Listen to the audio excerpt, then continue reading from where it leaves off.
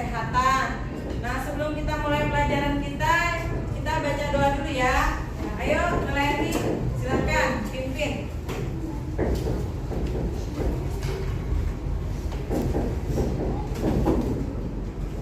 Assalamualaikum warahmatullahi wabarakatuh. Waalaikumsalam warahmatullahi wabarakatuh. Sebelum kita mulai, kita sebaiknya membaca doa dulu.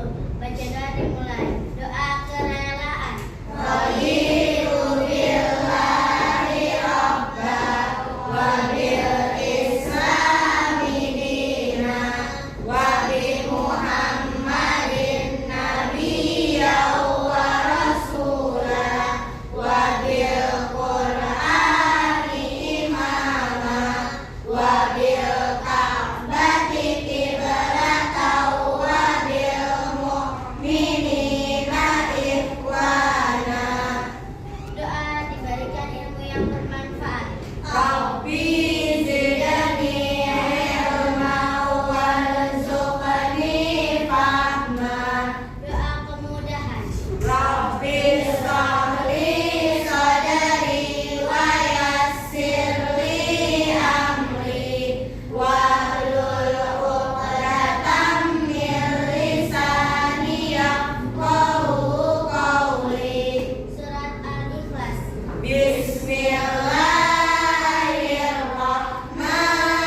Bismillahirrahmanirrahim. Qul huwallahu ahad, Allahus samad, lam yalid wa lam yulad wa lam yakul lahu kufuwan ahad. Sadaqallahul azim. Doa selesai. Wassalamualaikum warahmatullahi wabarakatuh. Waalaikumsalam warahmatullahi wabarakatuh. Alhamdulillah, pagi hari ini kita telah berdoa. Semoga doa kita menjadi penerang kita, menjadi kemudahan buat kita untuk belajar hari ini. Amin. Ya Rabbal Alamin. Ibu pengen tahu dulu hari ini siapa yang nggak masuk ya? Oh iya, Egi ya, Egi kurang sehat ya. Ya, kita doakan Egi semoga cepat sembuh, Allah angkat penyakitnya. Amin. Sebelum kita mulai, mari kita menyanyikan lagu Garuda Pancasila dulu. Kita tunjukkan kepatriotan kita tunjukkan cinta kita kepada tanah air. Semuanya berdiri, kita nyanyi Garuda Pancasila yang semangat ya. Garuda Pancasila, akulah pendukungmu, patriot proklamasi, sedia berkorban untukmu. Pancasila dasar negara, rakyat adil makmur sentosa, pribadi bangsaku. Ayo maju, maju, ayo maju, maju, ayo maju, maju. ya, makasih semuanya ya. Sebelum kita mulai, mari kita memberikan semangat kepada diri kita supaya kita bisa mendapatkan ilmu yang manfaat berkah. Mana semangatmu? Ini semangatku, Mana semangatmu? ini semangatku, Mana semangatmu? ini semangatku, ini semangatku. Yes, yes, yes, Allahu Akbar. MIRM. Semangat, ayo maju, belajar, sukses, takbir, Allahu Akbar.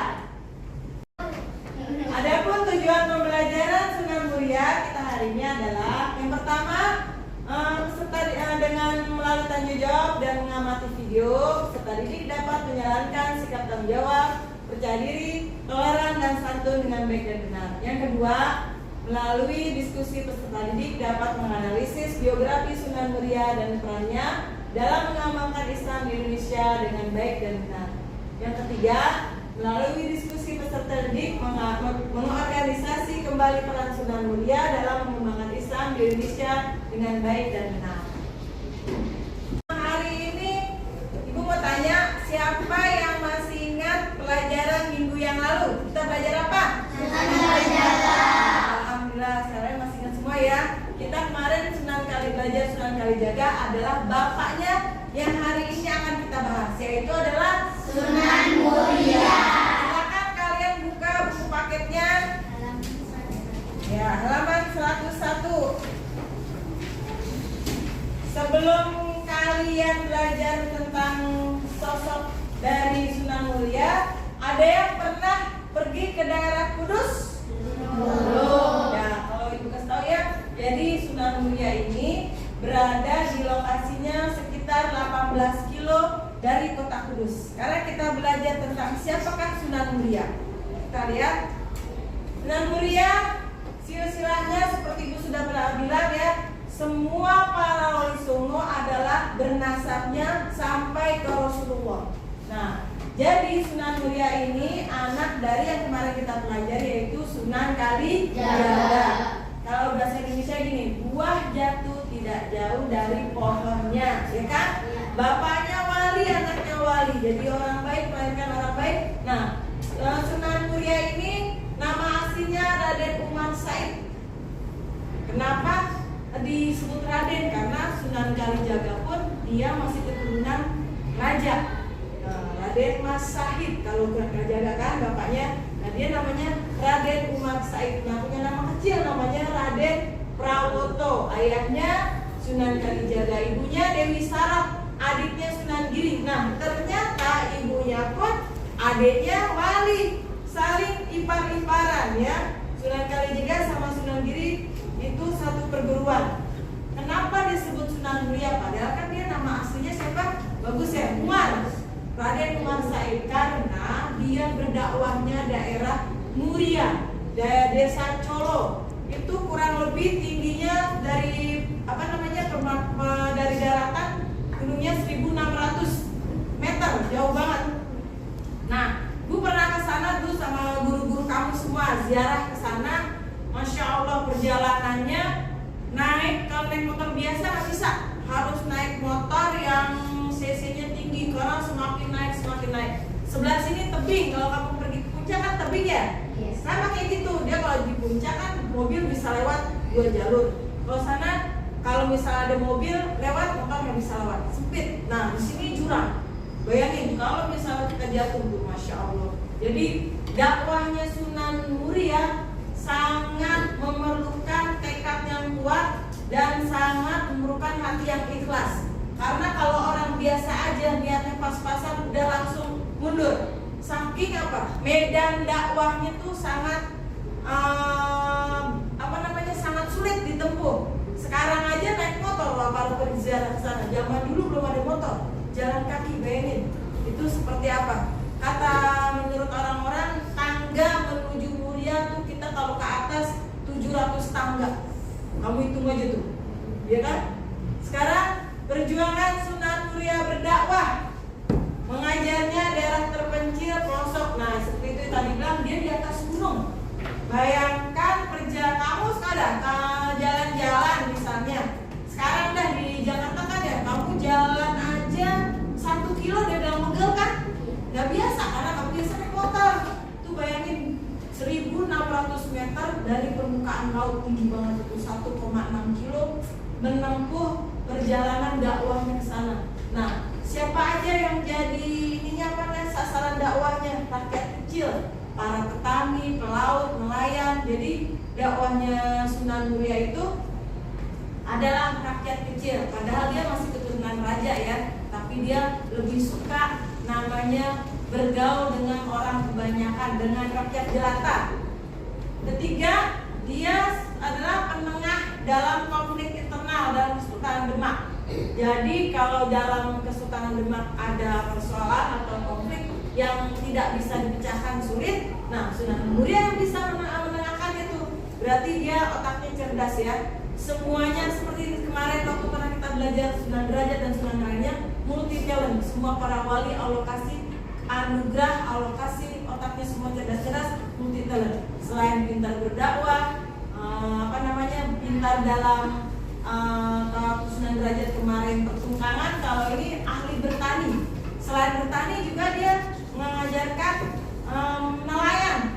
Dari Kudus ke Pati, itu dia daerah Pati, Rembang tuh pantai. Nah dia tuh dakwah sana juga, Juwana, Tayu tuh daerah pantai. Jadi Sunan Muria nanti ke gunung, nanti ke pantai, nanti diajarin di perkotaan berdagang. Jadi benar-benar tuh dia hidupnya untuk berdakwah.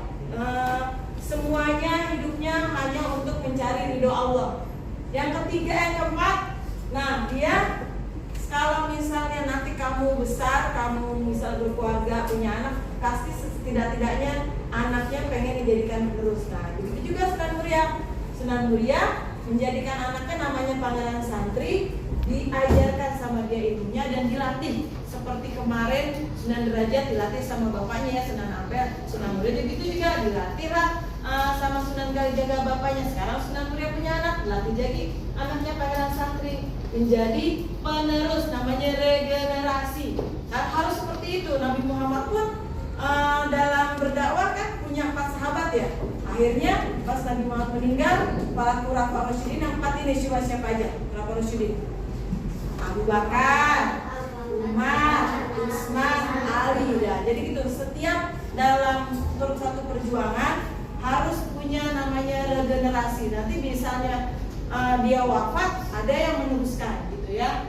Yang kelima, para wali dan ulama sangat menghormati Sunan Muria ini karena dia sangat arif bijaksana. Selanjutnya, dakwahnya Sunan Muria. Tadi Ibu pernah katakan bahwa Sunan Muria dakwahnya ke rakyat kecil. Dia tidak ke dalam lingkungan istana. Walaupun dia masih keturunan raja, tapi dia lebih senang, lebih membaur dengan rakyat kecil. Tadi nelayan, petani, pedagang gitu ya. Dari keterangan Ibu tadi, nanti akan Ibu setelkan video sekilas ya tentang Sunan Muria. Jadi sikap positifnya dalam berdakwahnya Sunan Kalijaga, pertama apa? Bersahaja sederhana. Artinya apa? Dia tidak suka dengan kemewahan. Dia suka dengan apa adanya. Seperti mengikuti Rasulullah ya. Rasulullah itu pun kalau dilihat dalam kesehariannya pun, kalau kamu tahu tidurnya aja bantalnya itu cuma pelepah kurma. Bayangkan, padahal Nabi itu raja juga, pemimpin pasukan perang juga, ada Nabi, tapi dia tidak mencontohkan kemewahan. Jadi Nabi mengajarkan kesederhanaan. Ini yang ditiru oleh Sunan Muria. Nah, kedua, toleransi dan moderat. Nah, jadi dalam berdakwahnya tuh masih pada saat itu rakyat yang daerah Muria agamanya Hindu dan Buddha. Nah, jadi ada kepercayaan mereka tuh masih menaruh sesajen atau enggak, mereka masih mengadakan doa-doa yang dalam bahasa Hindu. Nah, diganti sama Sunan Muria. Digantinya apa? Doanya selawatan. Terus sesajennya biasanya darah-darah yang angker ditaruhnya, tapi diganti, dijadikan di setiap acara kenduri. Biasanya kalau di dalam agama Hindu tuh ada kan 3 hari 7 hari nggak ada, tapi sebenarnya itu bukan ajaran agama Hindu aja. Pernah diteliti ternyata di Hadrol Maut di Yaman itu pun ada mendoakan orang yang meninggal 7 hari, 40 hari itu ada dalam ajaran Islam ya. Jadi sangat toleran dan moderat. Yang terakhir, dermawan dan peduli dengan kelestarian alam. Nah, seperti tadi nanti gue kasih videonya ya, jalanan ke Muria itu seperti apa. Jadi Sunan Muria nggak pelit ilmu. Semua ilmu yang dia punya dia turunkan kepada murid-muridnya. Yang ilmu dia bisa bertani, diajarin bertani. Yang ilmu dia bisa melaut, bagaimana cara menangkap ikan yang bisa kan dalam laut tuh ada ilmunya. Oh, lagi angin barat, lagi angin apa nih. Jadi kalau misalnya sekarang melaut, jangan dulu anginnya kencang, ikan-ikan nggak ada. Jadi itu dia tahu ilmunya. Terus juga cara apa namanya kalau nelayan kan mengair atau enggak pakai itu ya apa namanya dia jet itu. Nah itu dia punya ilmunya. Dan ketiga juga dia mengajarkan berdagang. Nah jadi ilmu berdagang pun sesuai dengan syariat Islam, bukan berdagang mencari keuntungan semata, tapi sesuai dengan ajaran Nabi, harus adil, takaran harus tepat, semuanya agar bisa sama-sama berkah. Nah ya, kelestarian alam juga dijaga nih sama Sunan Muria, karena mau jalan ke sana tuh penuh dengan pohon-pohonan. Seperti kamu ketahui, kalau misalnya kita tidak menjaga alam, kamu pernah lihat kan di TV-TV longsor gitu ya, di puncak pernah. Ternyata mereka daerah sana tidak menjaga.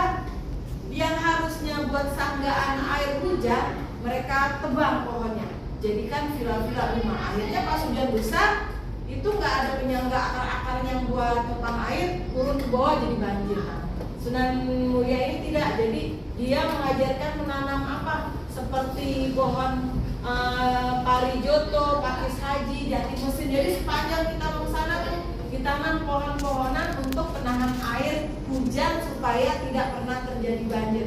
Alhamdulillah daerah sana nggak pernah terjadi banjir. Di bawahnya ke Kudus kota, ya.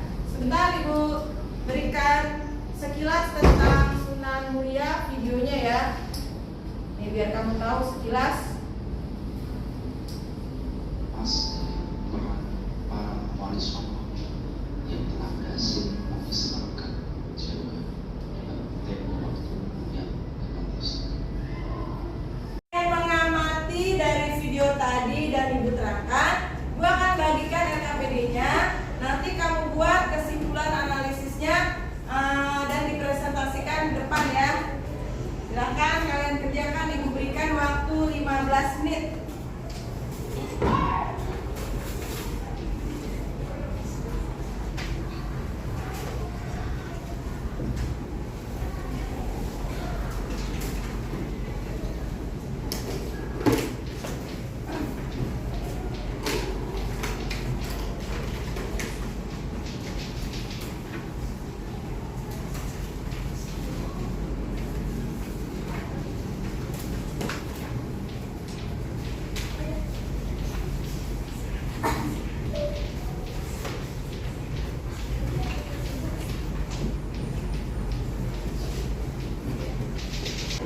Dan cukup 15 menit ya. Waktunya sudah cukup 15 menit. Ibu minta selfie presentasi ke depan. Silakan selfie. Assalamualaikum warahmatullahi wabarakatuh. Waalaikumsalam warahmatullahi wabarakatuh. Saya di sini ingin mempresentasikan sikap positif dari Sunan Muria. 1. Bersahaja atau sederhana. 2. Toleransi dan moderat. 3. Dermawan. 4. Peduli dengan kelestarian alam. Sekian dari saya. Assalamualaikum warahmatullahi wabarakatuh. Waalaikumsalam warahmatullahi wabarakatuh.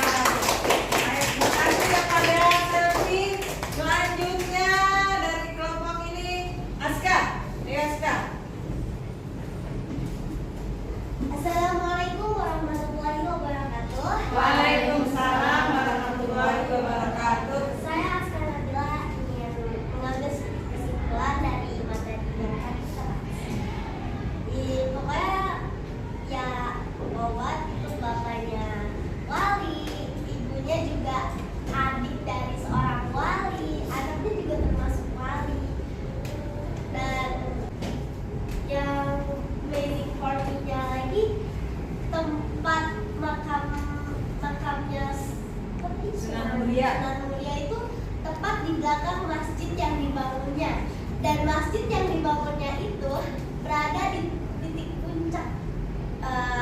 Kanan kiri itu semuanya jurang, longsor. Itu kan gimana cara apa ya membangunnya gitu, susah juga gitu dipikir-pikir gimana cara bikinnya. Terus ini juga kesimpulan, dia tuh punya jiwa sosial yang tinggi seperti Sunan Derajat yang pernah kita bahas sebelumnya. Punya jiwa sosial tinggi tanpa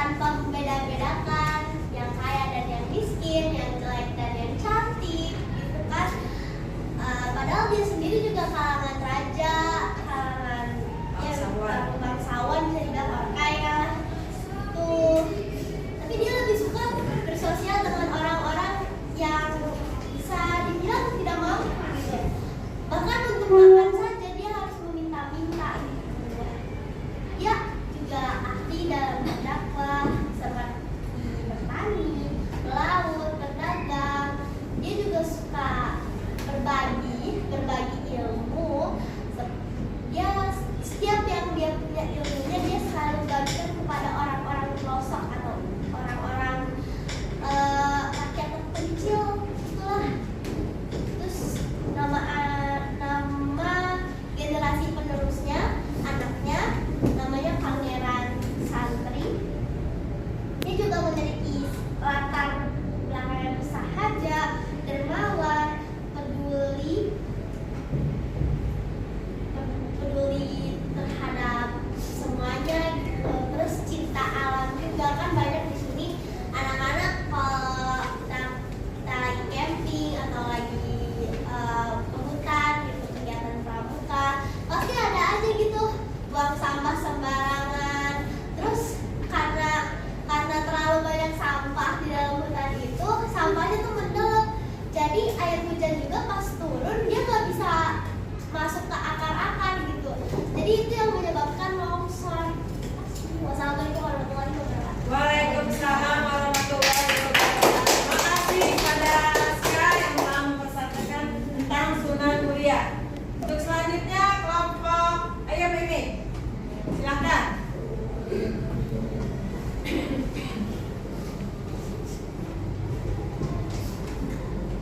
Assalamualaikum warahmatullahi wabarakatuh. Waalaikumsalam warahmatullahi wabarakatuh. Kali ini saya akan mempresentasikan Sunan Muria.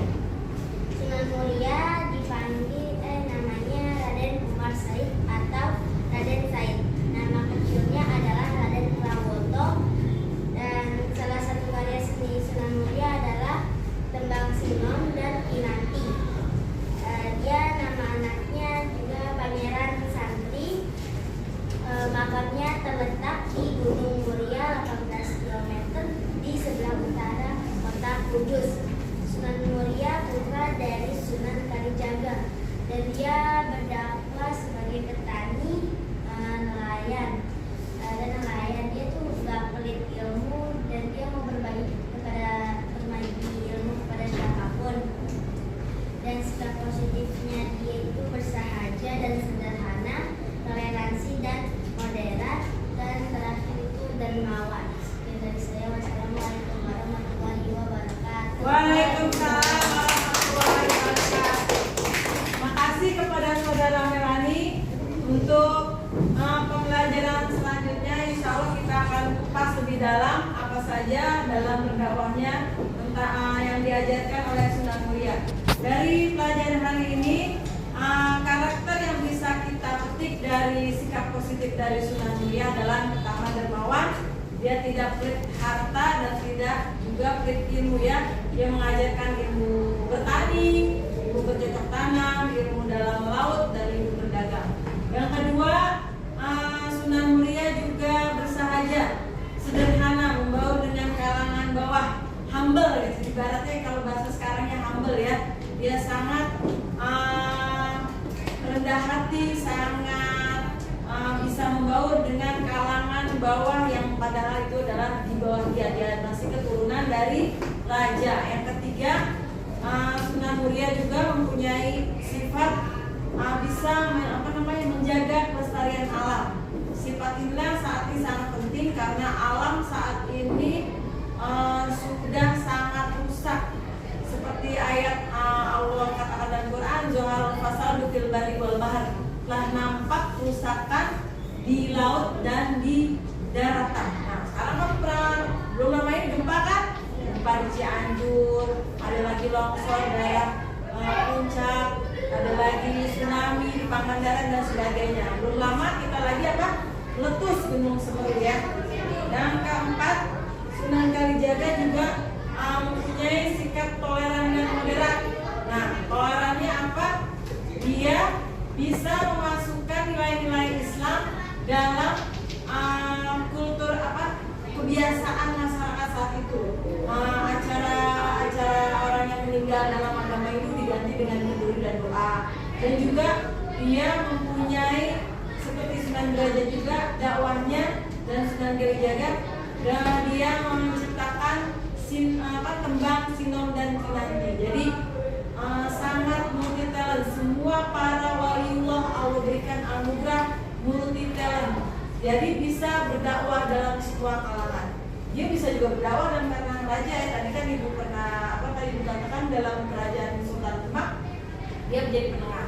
Di rakyat kecil dia mengajarkan. Jadi benar-benar semua sifatnya itu sangat meniru dari akhlak Nabi kita ya. Bersahaja Nabi kita bersahaja. Semoga kita bisa meniru, bisa mempunyai sifat seperti Sunan Muria, dan juga insya Allah kita semua bisa meniru akhlak Rasulullah dan bisa bertemu nanti ke Rasulullah di jannahnya. Amin ya rabbal alamin. Untuk hari ini gue rasa cukup. Nanti untuk pelajaran ke depan tentang dakwahnya Sunan Muria apa aja. Nah, sebelum kita akhiri, mari kita baca doa. Subhanakallahumma wa bihamdika